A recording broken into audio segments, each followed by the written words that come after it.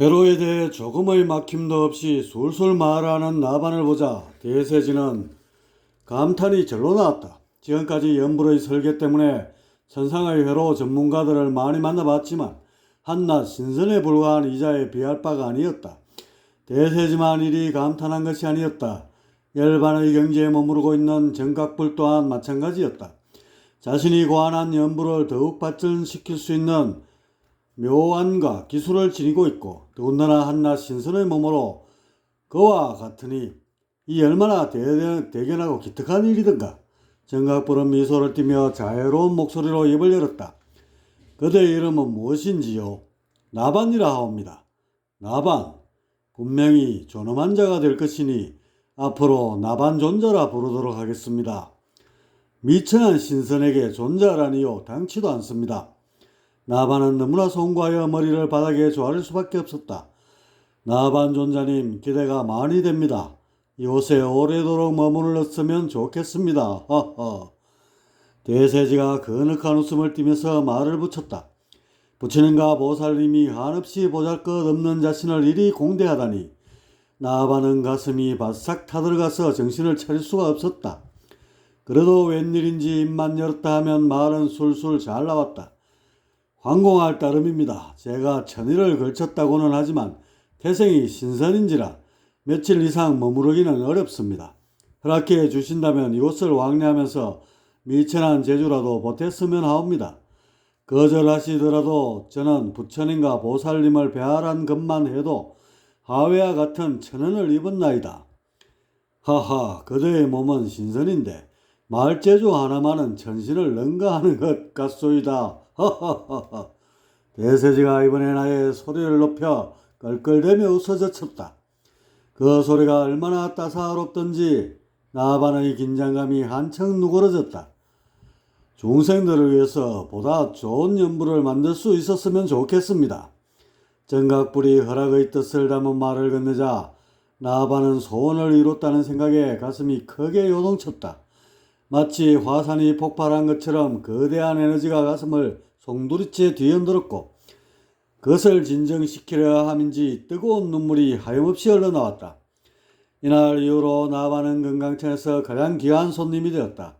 가끔씩 대세지를 만나 회로에 대한 의견을 나누었고 어떤 때는 정각불까지 합세하여 보다 깊은 정보를 교환했다. 나반이 그동안 연구했던 신과 인간의 회로에 대한 정보는 연불을 개선하는 데에 적잖은 도움이 되었다. 또한 나반이 천계를 넘나들기 위해 개발한 다양한 회로는 여러 분야에 응용되어 3개의 소통을 보다 긴밀하게 좁혀주게 되었다. 나반은 한 달에 서너 차례 금강천을 왕래하면서 적지 않은 업적을 남기게 됐고 그런 공로 덕인지 어느덧 영역 6.5천을 넘어서고 있었다. 수만 년이 걸려 영역 1천을 넘는다고 하는데 나반은 100년도 채 되지 않아서 기록을 갈아치웠고 이대로라면 천신이 되지 말라는 법도 없었다. 불보살과 스스럼없이 어울릴 수 있는 그였기에 비약적인 영역 상승은 어쩌면 당연한 것인지도 몰랐다. 언제부턴가는 나반을 위한 집무실도 한 칸 마련되었고 정각불은 나반의 수행을 돕기 위해 틈나는 대로 자신의 처소에 들르게 했다. 그리고 수시로 그를 위해 법문을 하고 참선을 비롯한 여러 수행을 몸소 지도하였다. 어떤 때는 자신의 의식을 나반에게 연결하여 해탈의 경지를 맛보게도 하였으니 당시 나반에 대한 정각불의 애정은 각별한 것이었다. 이렇게 부처님의 가피를 연속으로 받게 되자 나반의 업장은 한 커플 두 커플 벗겨져 나갔고 여기에 지칠 줄 모르는 나반의 노력이 더해지자 어느 순간 금선탈각을 이룰 수 있었다. 얼마나 오매불망 꿈꿔왔던 천신이든가 그간 맺혔던 한이 눈물이 되어 앞을 가렸고 정각불의 하회 같은 은혜에 그득 가슴을 적셨다. 그런데 나반의 경지는 여기서 멈춘 것이 아니었다. 정각불과 함께하는 일상은 그 자체가 더할 나위 없는 수행이었고 여기에 나반의 명지가 더해지자 영역 7.5천을 넘어 8천 그리고 결국 천신 중에서 가장 높다는 영역 8.5천의 경계까지 도달하게 되었다. 흔히 전존, 전군, 존자 등의 칭호를 받게 되는 상대계에 있어서는 최고의 위치이기도 했다. 그러니 나반은 일찍이 정각불이 내린 바 있는 존자라는 호칭에 걸맞게 된 것이었다. 이게 이제 어느 누구도 나반의 이름을 함부로 부르는 천신이 없었으니 이때부터 그는 어엿한 나반존자라고 불리게 되었다. 나반이 정각불과 인연을 맺은 지 은 300여 년이 지났다. 이렇게 짧은 시간 내에 나반의 영역은 우주사를 통틀어 가장 빠른 성장을 보였고 그 기록은 수십억 년이 지난 오늘날에 이르렀어도 깨지지 않고 남아있다. 그만큼 그의 수행은 속도 면에서 전무후무한 것이었다. 그는 육신을 입었을 때 부처님 소리까지 들었지만 막상 관뚜껑을 덮고 나니 영역 5천의 신선에 불과했다. 이후 가전 모멸감과 자책감에 시달려야만 했던 그가 이렇게 지존으로 거듭나게 되었으니 상전벽해란 말이 따로 없었다. 하루는 금강천 전궁에서 거대 규모의 행사가 열렸다. 연불의 탄생 343주년을 기념해 대규모 연불법회가 개최된 것이다. 대개 인간들은 십진법을 쓰기에 10의 배수에 따른 날짜를 기념으로 삼지만 이곳 금강천에서는 회로를 다루기에 7주기를 중시했다. 그래서 7의 삼곱절이나 칠곱절의 의미를 두어 기념법회를 열어왔다. 천당 규모의 행사여서 그런지 미타천단을 비롯한 다른 천단에서도 수많은 불도신들이 몰려왔다. 법당 앞에 마련된 식장엔 수천 명의 법성들이 자리를 했고 이들 대부분은 연불의 탄생을 축하하고 아울러 이번에 발표하는 신종 연불을 체험하려는 생각들로 넘쳐났다. 연불 문화가 이토록 짧은 기간 내에 얼마나 많이 확산됐는지 알 수 있는 대목이었다. 식장은 특수한 공간으로 자리에 각자 서 있는 자리마다 독립된 공간을 만들어 놓았다. 얼핏 보면 법성들이 가득 차서 틈도 없어 보이지만 그 내부를 보면 새로운 공간이 갈라지고 포개지면서 넉넉한 자리에 편안히 앉아 있을 수 있었다. 법성들은 대개 자신들의 자리에서 가부좌를 털거나 무릎을 꿇었는데 어떤 천신은 언제 준비했는지 의자 위에 앉아 있기도 했다. 잠시 뒤 법당의 문이 개방되자 그 안에 좌정한 정각불이 모습을 드러냈다. 그 양옆에는 2명의 신이 보좌하고 있었는데 한 명은 누가 봐도 대세지 보살임을 쉽게 알 수 있었다. 그런데 다른 한 명의 신은 처음 보는 생소한 자였다. 어느 누구길래 대세지 보살과 함께 정각불을 협시하고 있는지 수많은 법성들의 시선이 의문을 더듬었다. 역고 법회의 시작을 알리는 범종 소리가 울려 퍼졌다. 첫 식수는 연불법회를 기념하기 위한 축사였다. 정각불 옆에 좌정에 있던 한 신이 자리에서 일어나 단상 위로 올랐다. 가뜩이나 법성들의 호심을 받던 인물이 첫 식순으로 나서자 더욱 주의가 집중되었다. 이런 영광된 자리에 서게 된 천신, 그는 다름 아닌 나반이었다. 나반은 단상에 서서 연불의 태동과 역사, 그리고 향후 새로운 연불의 개발에 대해 일장 연설을 늘어놓았다. 그 위엄과 달변, 막히지 않는 회로에 대한 견식이 모두를 탐복하게 하였다. 나반은 연설을 하면서 간간히 장례를 훑어봤다. 법성들이 빽빽히 모였지만 유독 자신의 눈에 들어오는 2명의 천신이 있었다. 바로 동문수악한 도반사이면서도 늘 경쟁관계에 있던 진녀와 상심이었다. 진녀는 군중들 틈에 껴 앉아있었는데 나반과 눈을 마주치자 깜짝 놀라며 시선을 아래로 내렸다. 상심과도 눈을 마주쳤는데 그는 미소를 지으며 화답을 했다. 나반존자의 축사가 끝나고 몇 가지 식순이 이어진 후 마침내 오늘의 핵심인 연불이 울려 퍼졌다. 새로운 기운을 입혀 최첨단으로 설계된 연불이 시연된 것이다. 모두들 기기묘묘한 연불의 회로를 타면서 불도의 새로운 문화를 만끽했다. 실로 연불이 불도 문화의 일부로서 확고히 정착되는 전기가 마련된 것이었다. 하루가 꼬박 지나서야 준비된 행사가 모두 끝났다. 참여한 법성과 천신들은 모두를 감복하며 기쁨에 들떠 있었다. 상상도 할 수 없는 연불의 세계를 맛본 그들의 표정엔 환희가 묻어났다. 이렇게 다양하고 정교한 연불의 지평을 열 수 있었던 데에는 단연코 나반의 공이 컸다. 나반의 기술력에 정각불의 원력이 합쳐지자 상상하기 어려운 대작이 나오게 된 것이다. 이로써 연불은 불도 소행과 문화의 큰 기둥으로 세워지게 되었다. 이번 법회에 참여한 불도의 법성들이 자신의 행성으로 돌아가는 족족 연불 소행을 적극 장려하지 않겠는가. 행사가 끝나고 나반 존자는 자신의 집무실에서 차를 한잔 마시며 숨을 돌리고 있었다. 이때 비서를 맡고 있던 한 청관이 문을 두드렸다. 존자님, 손님이 뵙기를 청하고 있습니다. 조남을 상심이라 합니다. 그렇잖아도 잠시 쉬고 그를 찾으려 했건만 이름만 들어도 반가운 것이었다. 아, 내가 잘 아는 분이니 들라 하세요. 문이 열리자 관복을 입고 있는 상심이 모습을 드러냈다.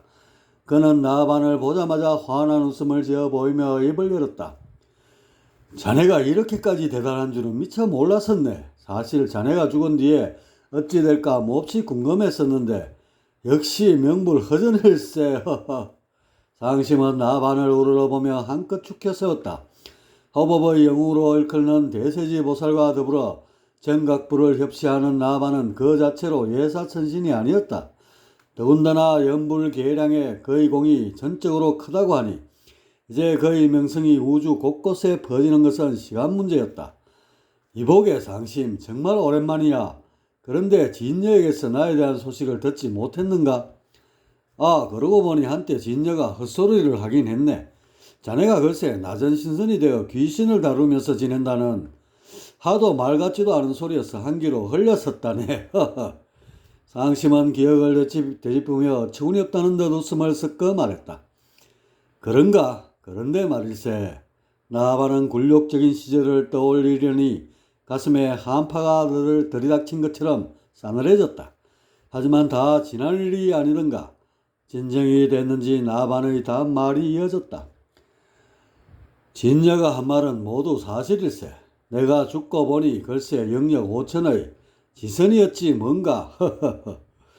뭐라고? 그럼 그 말이 참말이었단 말인가? 상심은 귀까지 빨개지면서 강한 의욕의 눈길을 보냈다. 나반이 농담을 할 리도 없고 만일 사실이라면 영역 5천의 지선이 어떻게 이리도 빨리 영역이 상승했는지 불가사의했다. 이런 상심의 심정을 알았는지 나반은 그간 있었던 일을 짧게 설명했고 그제야 상심은 반쯤은 이해한다는 표정을 지어 보였다. 아무리 부처님의 가피를 입었다 해도 나반의 성장은 기적과 같은 일이었다. 이복의 상심, 그런데 왜 자네만 왔는가? 진녀를 놔두고. 그 친구는 글쎄 자네 볼 면목이 없다며 성문 밖에서 바람이나 쐬고 있다네. 나와 같이 미타천으로 돌아가려고 말이야. 이런 여기까지 왔는데 진녀 얼굴을 못 보면 섭섭해서 쓰나. 내가 오늘 이렇게 된 것도 따지고 보면 진녀의 덕이 크네. 그가 나에게 연불산매의 동기를 심어주지 않았다면 어찌 지금의 내가 있었겠는가. 내 평생의 연인을 얼굴도 못 보고 그냥 보낼 수야 없지. 말을 마치자마자 나반은 상심의 손을 끌고 밖으로 나갔다.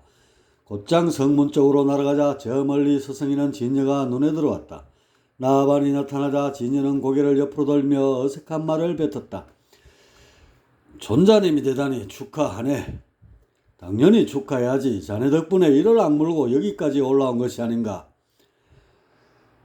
어디를 몰래 도망가려 하는가. 화강동진이라고 왔으면 예전처럼 술 한잔 걸치면서 독설이라도 나누어야 될 게 아닌가. 허허허허.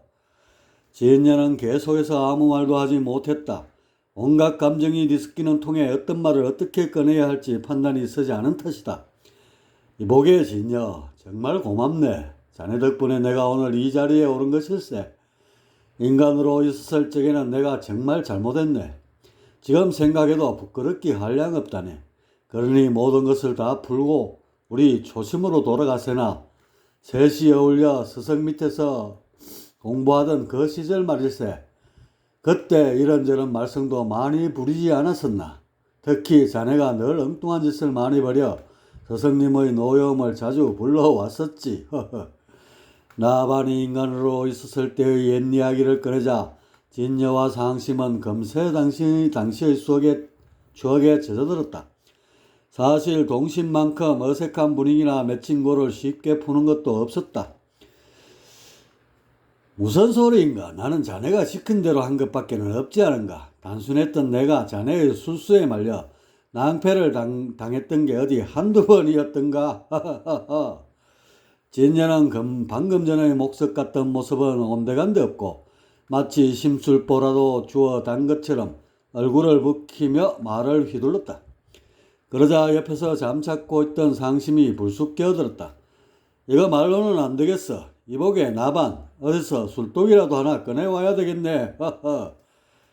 이곳이 아무리 절간이라지만 술독 하나 못 구했어야 쓰겠는가. 따라들 오시게 금강천만의 독특한 향이 배어있는 절세의 곡차를 마음껏 대접할 터이니. 나반은 껄껄 웃으면서 진여와 상심의 손을 잡고 천궁을 향해 날았다. 그날 저녁 세 벗은 그간에 쌓인 애정을 모두 털고 동심이 되어 회포를 풀었다.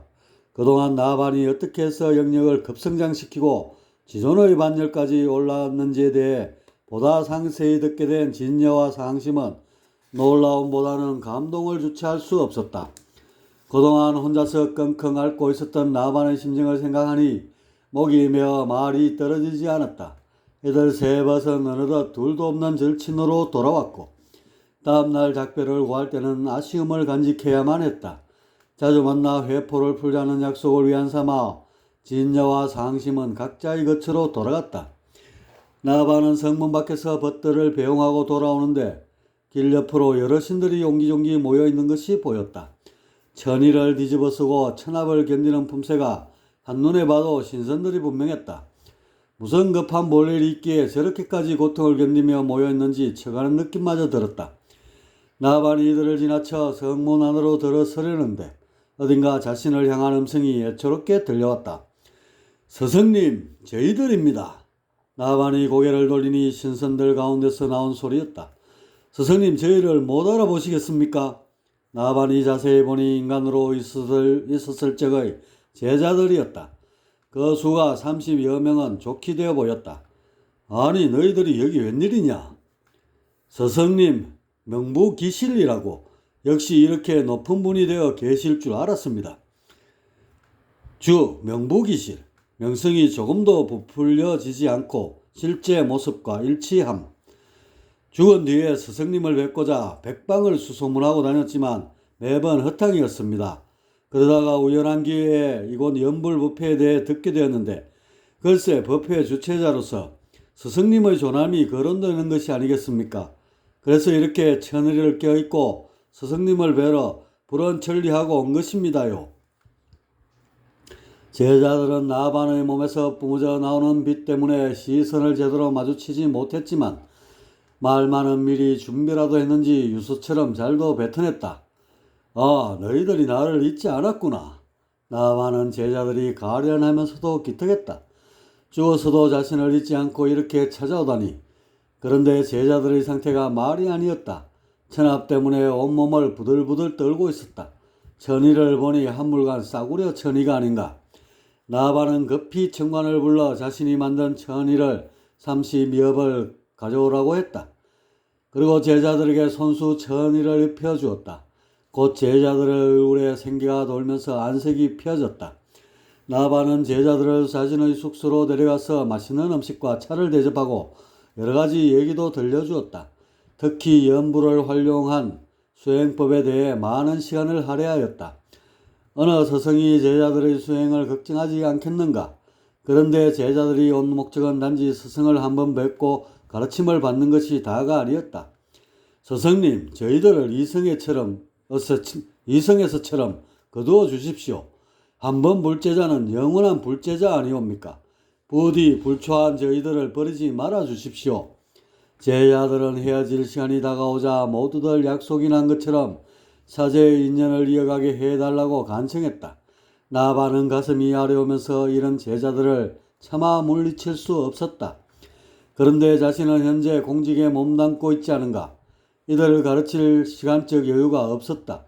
또한 아직은 제자들이 선계에 머무르고 있기에 그들이 이곳으로 왕래하면서 수행을 하는 것도 쉽지만은 않았다.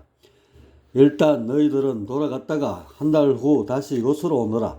그동안 내가 어찌할 것인지 결정할 테니.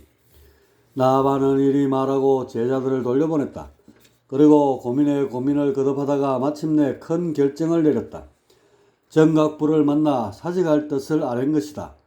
연물의 토대는 이미 닦였고 어차피 더 이상은 자신이 도울 만한 부분도 보이지 않았다. 지금 자신이 하는 일은 일상적인 관료로서의 직무뿐이었다. 이런 직책은 다른 누군가가 대신해도 충분하지 않은가? 그래서 나아반은 이런 사정을 말씀드리고 서성인 정각불의 윤허를 구했다. 기시레이라고 때가 되었구먼. 자네는 평탄한 곳에서 조용히 머무를 팔자가 아니지. 더 큰 회로의 세계를 향해 자신만의 창조를 펼쳐 보이게나. 이곳 광과 천단을 넘어 온 우주를 이롭게 할 회로 문명을 주도해 나가시게. 그것이 자네가 존재하는 이유일 것일세. 정각불은 나반의 앞날을 축복해 주었다.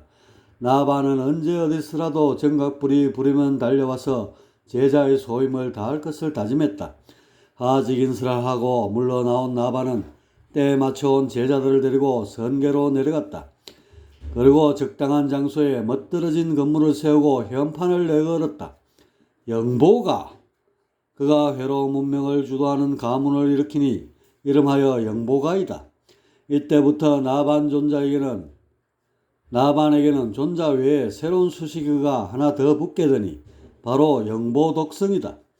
그리고 약간의 세월이 흐르는 날 영보가에 한 손님이 찾아와 입가를 청하게 되었다. 어린 천동인데 적호를 타고 있었다. 나반이 회로를 타고 처음으로 미타천에 올랐을 때 목격했던 바로 그 천동이었다.